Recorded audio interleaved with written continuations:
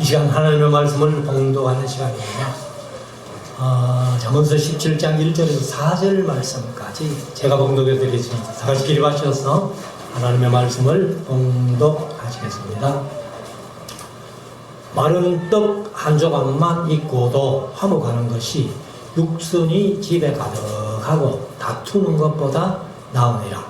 슬기로운 종은 주인의 부끄러움을 끼치는 아들을 다스리겠고 또 그 아들들 중에서 유업을 나누어 얻으리라. 더하니는 오늘 풀무는 금을 연단하거니와 여호와는 마음을 연단하시느니라. 악을 행하는 자는 괴사한 입술을 잘 듣고 거짓말을 하는 자는 악한 혀에 귀를 기울이느니라. 아멘. 착석하시고 이제 우리 하나님의 말씀을 묵상하는 시간인데요. 오늘은 잠언서 17장 말씀을 오전에 말씀을 드리겠습니다. 우리가 이제 이 잠언이란 말이 히브리 원어로 마샬이라는 말이라고 계속해서 말씀을 드리는데, 그것은 속담, 격언, 검언, 비유담, 비교 이런 뜻이라고 말씀을 드렸습니다. 그래서 잠언서에는 끊임없이 두 가지를 비교하는 내용들이 참 많이 나오고 있습니다. 오늘도 이제 여기 17장에도 1절부터 보면은 마른 떡 한 조각만 있고도 화목하는 것이 하고 두 가지를 비교했는데, 육선이 집에 가득하고 다투는 것보다 나으니라. 육선이라는 말은 사실은 이제 재물, 희생재물이라면 뭐겠어요? 전부 고기예요. 양이나 염소나 송아지나 이런 것들인데, 그래서 개역 개정은 육선을 제육이라고 그렇게 번역을 했습니다. 우리가 보통 식당에 가면은 제육볶음 이렇게 하잖아요. 고기볶음을 제육볶음 이렇게 하는데, 그래서 아마 제육이라고 번역한 것 같습니다. 그러면은 사실 마른 떡 한 조각이 얼마나 되겠어요?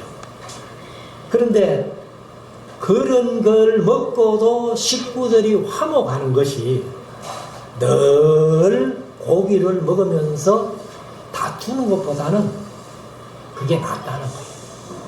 그래서 이것을 이제 비교해서 말씀을 해놨습니다. 그래서 우리가 사실은 세상 살아가면서 진짜 배고파, 우리 한국 사람 말로 죽을 지경에 이르기까지 배가 고프면 몰라도 지금 우리 한국에는 그렇게 배고픈 사람은 없잖아요.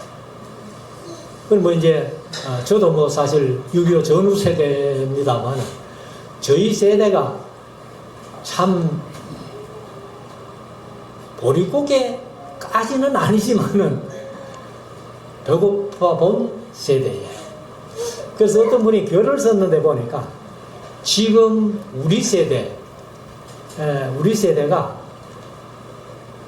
뭐든지 최초로 경험한 게 제일 많다는 겁니다. 보릿고개부터 시작해가지고 어려움 다 겪으면서 또 지금 21세기를 살아가는 최첨단 AI 시대까지를 다 경험한 세대. 이제 이후에는 그런 세대가 아마 한국 땅에 나올 세대가 없다는 거예요.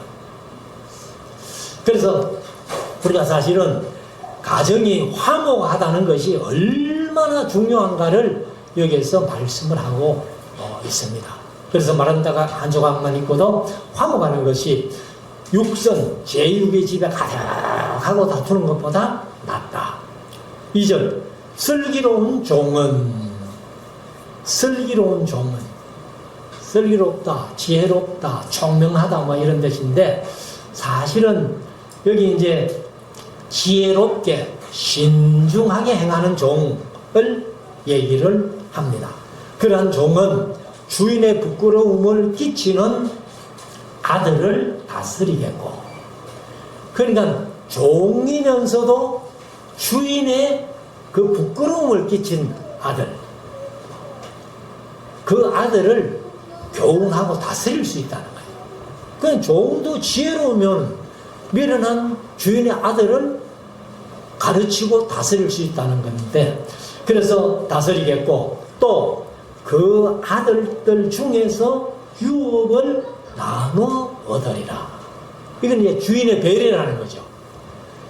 아들들이 미련하고 지혜가 없는 그런 아들들 있지만은 아주 지혜로운 종, 슬기로운 종, 총명한 종, 그 종은 주인이 아들들 중에 유업을 나누어 줄 수 있을 정도로 그렇게 이제 주인이 종을 좋게 봤다는 겁니다. 그래서 우리가 사실은 직장 생활 하면서도 어떤 이제 그 상관의 입장에서 보면은 이렇게 지혜롭게 잘 행하는 사람들은 뭔가 자꾸 주고 싶지요.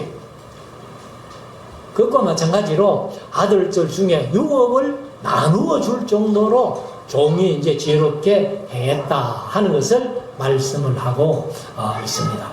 그래서 이 아들 중에도 유업을 얻지 못할 아들이 있는가 하면은 종들 중에도 아들들과 함께 유업을 나눌 그럴 만한 종들이 있다는 겁니다. 3절, 도가니는 은을, 불무는 금을 연단하거니와. 사실 이제 이런 것들은 뭐 이제 이 금을 녹여가지고 불순물 다 빼내고 좋은 은금을 만든다는 그런데, 근데 여호와는 마음을 연단하시느니라. 이것을 오늘 제목 삼았습니다. 마음을 연단하시는 여호와. 그러니까 우리 사람들을 연단하시는 분은 하나님이 연단해 주신다는 거예요. 그래서 우리가 훈련이라는 것이 얼마나 중요한지 몰라요.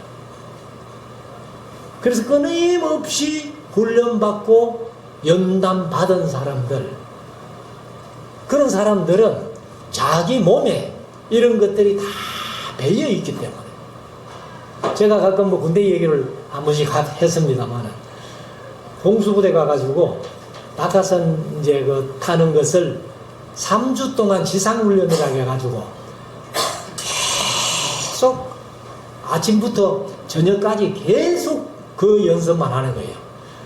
그래서 이제 지상훈련을 마치고 나면은 마지막 4주 차에는 이제 점프를 합니다. 낙하산을 메고 이제 비행기 타고 직접 뛰어내리는 그걸 하는데, 이 조교가 그 이제 사실 지상훈련 할 때 막타워라는 것이 있어요. 막타워가 이제 높은, 그게 18m입니다. 18m인데 18m 높이가요, 인간이 가장 공포를 느끼는 높이라는 겁니다. 그래가지고 이제 그 위에서 문에서 해가지고 올라가가지고는, 문에서 해가지고 문에 이제 서면은 조교가 그냥 뛰어 하면은 자세가 정확하게 나올 텐데, 조교가 막 이렇게 헬멧을 두드려 패면서 뭐 무섭니다, 애인 있습니까, 뭐 합니까, 정신없이 묻다가 대답하다가 그냥 뛰어 해버려요. 그러면 그 뛰어 했을 때 뛰어내리면은 정확하게 자세가 나와야 되는데, 그걸 이제 5번 합격하면은 통과되는 거예요. 그 정확한 자세가. 그 조교들이 이제 밑에 앉아가지고 보고. 그런데 저는 9회 중 5회 합격했어요. 잘했어요.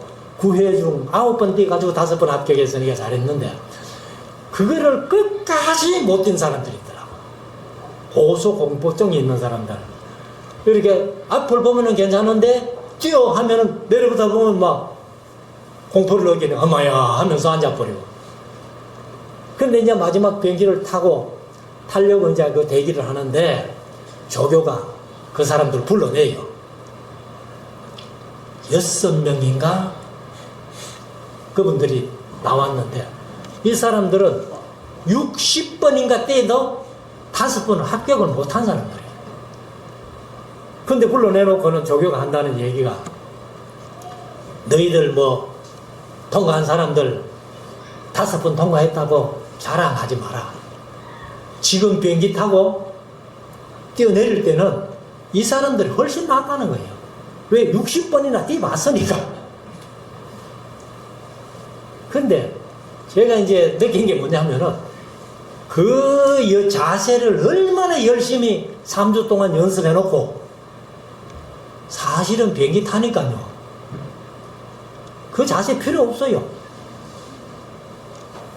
한쪽 문에 13명씩 양문으로 이제 26명이 딱 대기해가지고 세레파스 고리를 이제 위에 걸고 그래 이제 맨 앞에 사람만 뛰어합니다.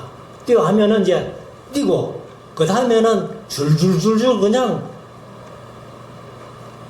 나가가지고 고개만 성 내밀면은 바람에 휠 날려가 버립니다.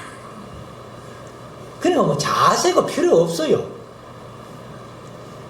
그러니까 훈련을 얼마나 했느냐에 따라서 그런 자세도 나오지만은 그러나 그런 자세가 필요 없더라고. 그래서 제가 가끔 군대 얘기를 하면은 저는 순수하게 육군으로 들어가가지고 육군 보병으로 들어가가지고 공수교육 다 받고 3년 동안 점프를 17번 했습니다. 그러니까 공수부대 일반 병들보다 우리가 점프를 더 한 거예요. 공수부대 간 사람들은 이제 작전 점프라고 해가지고 작전 점프를 많이 한 사람들은 있는데 병들은 3개월에 한 번씩 점프를 한다는 겁니다. 행정병들은. 근데 저희들은 2달에 한 번씩 꼬박꼬박 점프 다 했으니까 그러니까 공수부대보다 더 많이 했다는 거예요. 그러니까 우리가 이제 이 훈련이나 연단이라는 것은 우리 삶에 얼마나 중요한지 모릅니다. 그래서 우리가 신앙적으로도 끊임없이 훈련하고 연단해야 돼요. 그래야 대환란이 올 때에 물론 예수님이 말씀하신 대로 하나님께서 그 날을 감해 주시지만은 예수님이 말씀하신 대로 끝까지 견디는 자는 구원을 얻으리라. 그러니까 그 끊임없는 훈련을 통해 가지고 그 환란을 견딜 수 있다는 거예요. 그러니까 우리가 신앙적인 연단, 신앙적인 훈련 열심히 잘 할 수 있기를 원합니다. 4절 악을 행하는 자는 괴사한 입술을 잘 듣고 이게 이제 괴사를 개혁개정은 사악으로 그렇게 번역을 했습니다. 사악인데 그러니까 악을 행하는 자는 악한 사람들의 말을 잘 듣는다. 그럼 우리는 하나님을 알고 성경을 알고 하나님을 원하시는 공의를 실천하는 사람이 악한 꾀를 내는 것을 누가 듣겠어요? 그리고 거짓말하는 자는 악한 혀에 귀를 기울이느니라.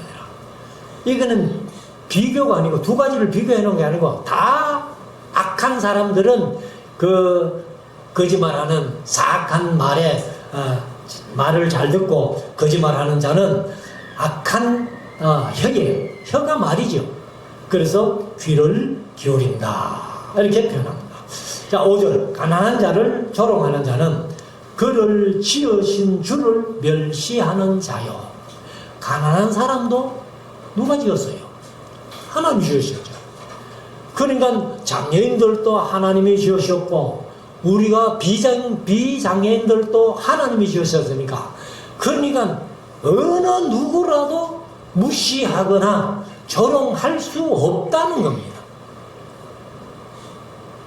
그래서 우리가 인간관계를 얘기를 하는데 이 사실 가난한 자를 조롱하는 자는 그 지으신 이 하나님을 멸시하는 자다. 그렇게 말씀합니다. 그리고 사람의 재앙을 기뻐하는 자는 형벌을 면치 못할 자니라. 그러니까 사람이 어떤 재앙을 받을 때에 아이고 그 사람 참 잘 됐다. 저도 솔직히 그런 마음을 많이 가질 때가 있어요. 그래서 이게 잘못인데 하면서도 솔직히 그런 마음이 드는데 어떻게 해요? 그러니까 악한 사람들, 못된 사람들 뭐 이렇게 어떤 어려움을 당한다 하면 아이고 그거 잘 됐네 내가. 그 속으로 그런 마음이 들더라. 그런데 여기 사람의 재앙을 기뻐하는 자는 형벌을 면치 못할 자니라. 그러니까 가난하고 불쌍한 사람들, 장애인들, 우리가 멸시하거나 무시할 수 없는 사람들, 그런 사람들을 그렇게 하면 안 된다는 거예요. 다 하나님이 지으신 그런 피조물들이기 때문에. 자, 6절. 손자는 노인의 면류관이요. 근데 요즘 손자가 없어가지고 면류관이 없는 사람 많죠.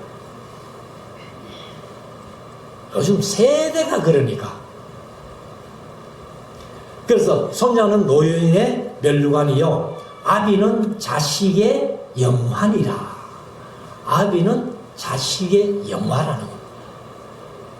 그냥 자식이 있어야 아버지가 영화롭게 되고 손자가 있어야 노인이 멸관으로 인정을 한다는 거예요.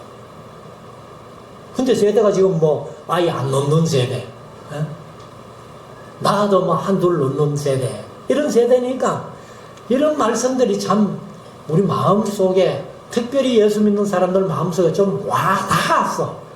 많은 자녀를 낳을 수 있도록 그렇게 하는 것이 좋다. 그래서 시편 127편 솔로몬의 기도에 보면은 3절 5절에 127편 3절부터 5절까지 자식은 여호와의 주신 기업이요 태의 열매는 그의 상급이로다. 젊은 자의 자식은 장사의 수중의 화살 같으니 이것이 그 전통에 가득한 자는 복되도다. 저희가 성문에서 그 원수와 말할 때에 수치를 당치 아니하리로다. 그러니까 자식이 하나님께서 주신 복이라는 것을 여기에서 강조를 하고 있습니다. 7절. 분외의 말을 하는 것도, 이게 이제 분외가 개역 개정은 지나친 말을 하는 것도, 이렇게 뭐 지나친이라고 번역했는데 이게 이제 초월된 거죠. 말을 너무 많이 하든지 안 할 말을 하든지 그렇게 말하는 것은 미련한 자에게 합당치 아니하거든. 하물며 거짓말하는 것이 존귀한 자에게 합당하겠느냐. 그래서 지나친 말을 해도 안 되는데 거짓말하는 것이 존귀한 자에게 합당치 않다는 것을 말씀을 합니다. 8절. 뇌물은 임자의 보기에 보석 같은 적 어디로 향하든지 형통케 하느니라. 그러니까 뇌물을 갖고 가면은 뭔가 조금 더 형통하게 잘 되게 빨리빨리 이런 것들이 있다는 겁니다. 그러니까 인간 세대는 할 수 없죠. 인간 세상에는 할 수 없지만은 그렇다고 우리가 뇌물을 갖다 주고 그렇게 해서는 안 될 거 아니에요. 사실 뭐 우리 총회도 총회장 때는 아닙니다만 부총회장 출마하면은 돈을 얼마를 쓰느냐에 따라 가지고 당락이 결정된다는 거예요. 그게 뇌물이잖아요. 그래서 우리 총회가 그 돈 쓰는 걸 좀 막기 위해 가지고 제비뽑기로 바꿨다가 지금 몇 년 전부터 다시 정치하는 사람들이 돈 안 주니까 재미없다 이래가지고 다시 투표로 바꿨어요. 자, 9절. 허물을 덮어주는 자는 사랑을 구하는 자요. 사랑은 모든 허물을 덮느니라. 베드로가 그렇게 말했잖아요. 그래서 허물을 덮어주는 자는 사랑을 구하는 자요. 그것을 허물을 거듭 말하는 자는 친한 벗을 이간하는 자니라. 그래서 우리가 창세기 10장 20절 이하에 보면은 노아가 포도주 먹고 취해가지고 벌거벗고 잘 때에 함이 그걸 봤잖아요. 함이 봤으면은 자기 아버지가 그래 벌거벗고 자는 모습을 봤으면은 그냥 형제들한테 얘기 안 하고 이불 갖다 덮어주면 되잖아요.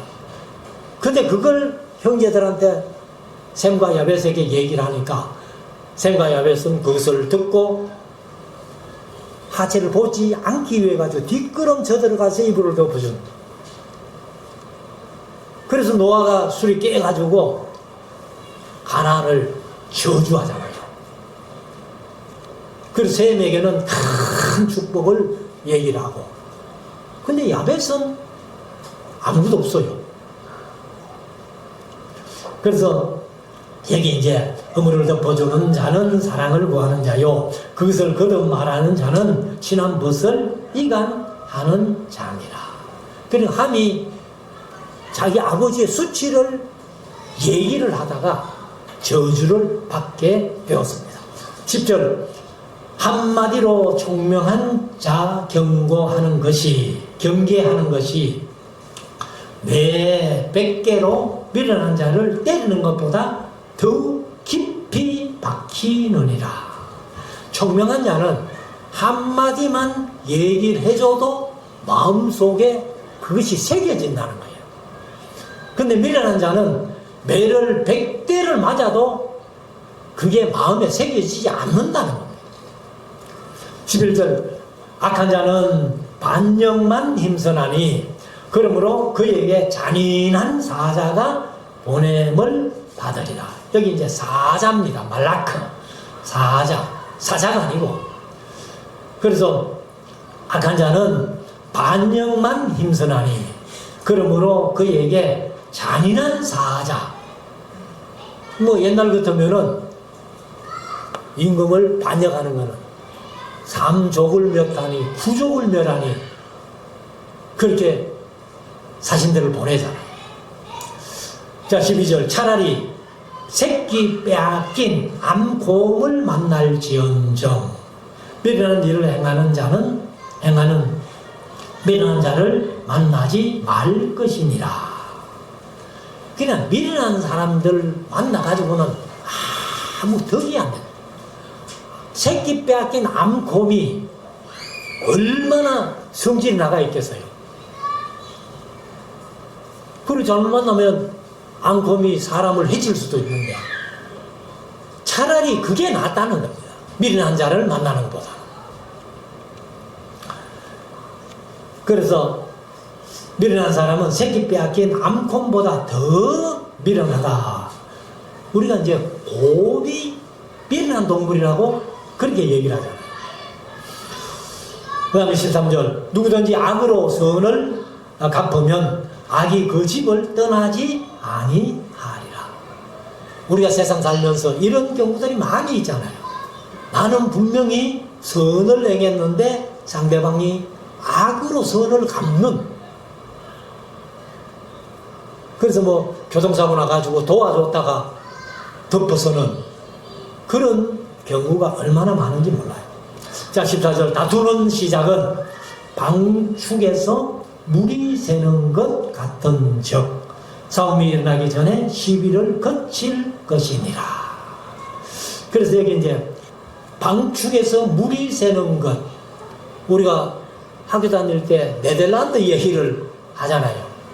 네덜란드가 이제 바다보다 육지가 낮아가지고 방축이 있는데 물이 셀 때는 그것을 빨리 막아야 된다는 거예요. 그래야 이제 피해가 없는데, 그래서 다툼으로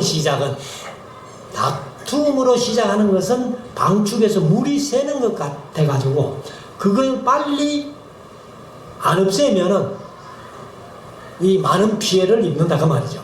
그래서 싸움이 일어나기 전에 시비를 거칠 것이니라.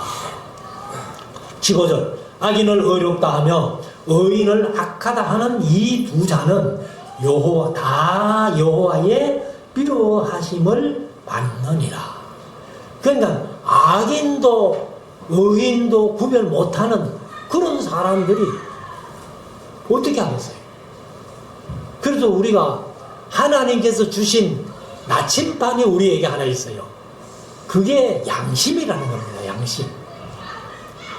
근데 양심이 화 입맞아 버리면요, 악인지 선인지 전혀 구별을 못한다.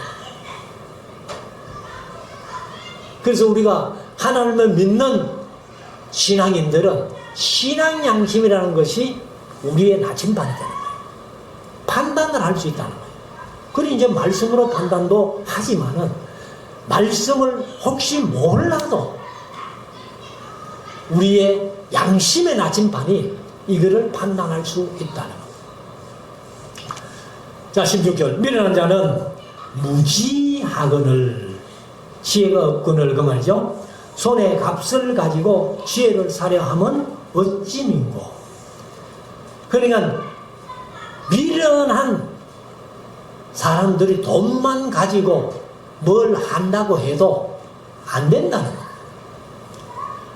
그래서 손에 값을 가지고 지혜를 사려 하면 어찌 민고. 그래 해도 안 된다 하는 것을 하나님이 말씀하시는 거죠. 17절 친구는 사랑이 끊이지 아니하고 형제는 위급한 때까지 위하여 낳느니라. 그래서 친구는 사랑이 끊이지 아니하고,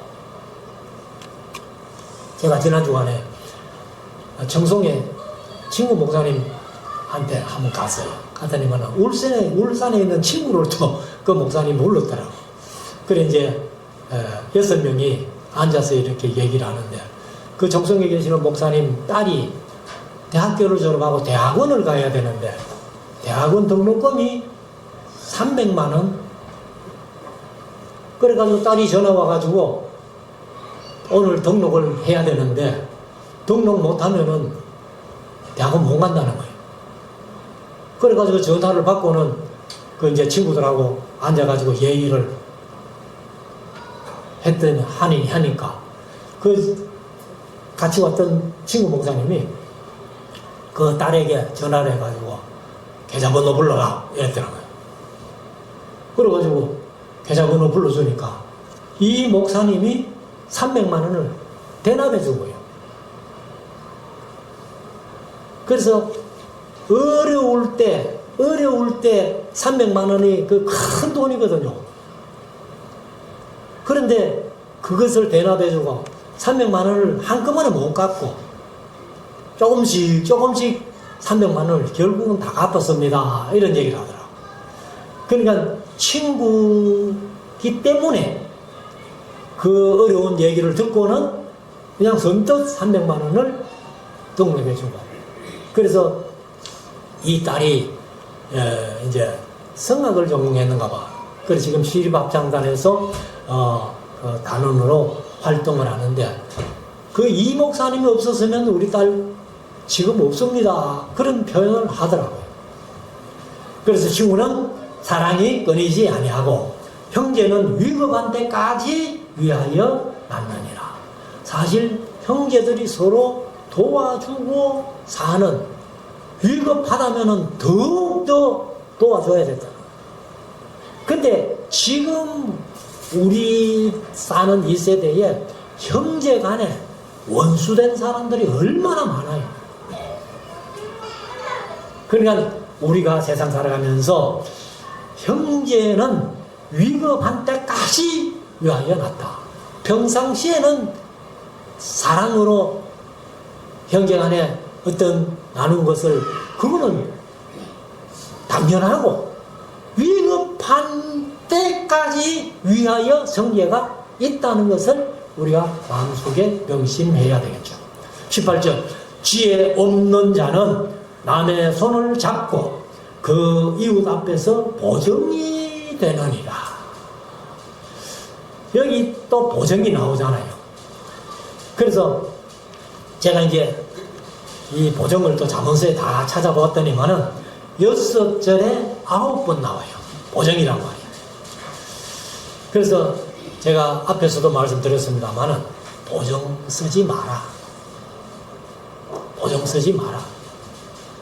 그러니까 제가 그런 말씀을 드렸잖아요.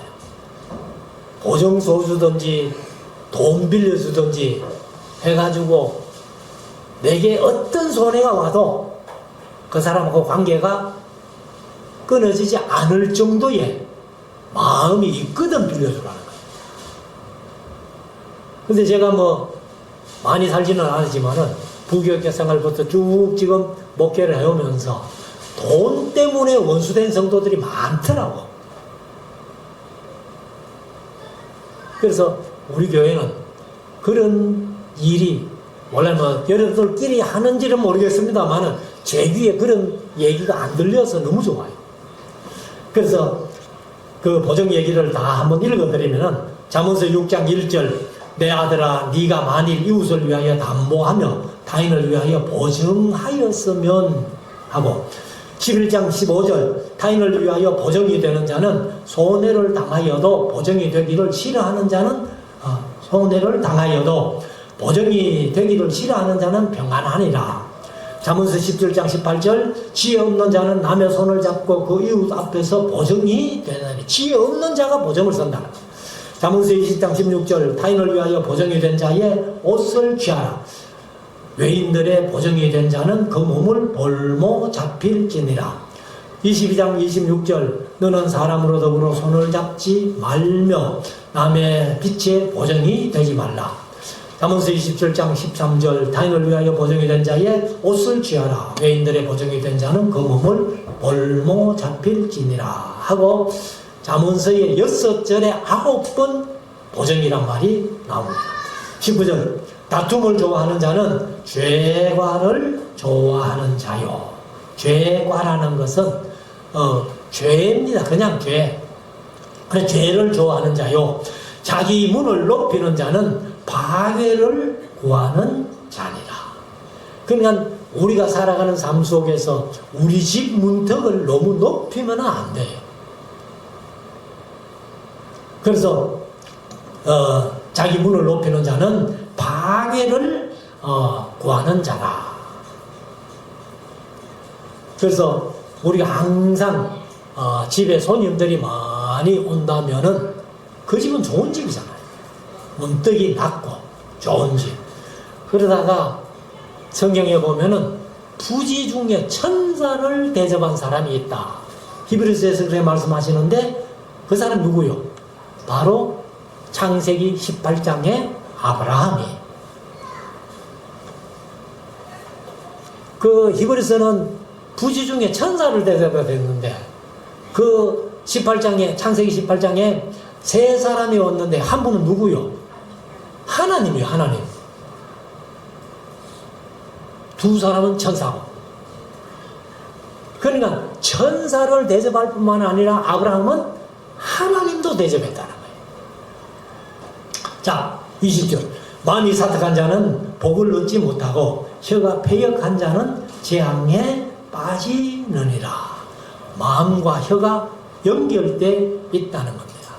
그래서 생각에서 혀로, 혀에서 행동으로까지 이렇게 이어진다는 겁니다. 그래서 우리가 사실 생각만 해도 우리는 살인자가 될 수 있다는 거예요. 그게 예수님 말씀하세요. 형제를 미워하는 마음만 가져도 그게 살인이라는 거예요. 그래서 우리가 사실은 이 마음을 잘 먹어야 되고 말을 잘해야 되고 그리고 그 말한 대로 행동으로까지 옮겨질 때에 우리는 하나님 앞에 인정받는 자가 될 겁니다. 21절 미련한 자를 낳는 자는 근심을 당하나니 미련한 자의 아비는 낙이 없느니라. 자식이 미련하면요 아비가 낙이 없대. 우리가 가끔 세상에서는 아이고 내가 왜 저런 자식을 낳았을꼬 그런 소리 많이 들어보잖아요. 자, 22절 마음의 즐거움은 양약이라도 마음에 즐거워야 된다. 양약이라도 심령의 근심은 뼈로 마르게 하느니라. 여기 잠언서에는 뼈 얘기를 참 많이 하죠. 그래서 여기 뼈도 보면은 6절이 나오는데 잠언서 12장 4절 어진 여인은 그 지아비의 멸류관이나 욕을 끼치는 자는 그 지아비로 뼈가 석음 같게 하느냐. 이거는 부정적인 면. 잠언서 14장 30절에 마음의 화평은 육신의 생명이나 시기는 뼈의 석음이니라. 시기는 고통이 따른다는 거예요.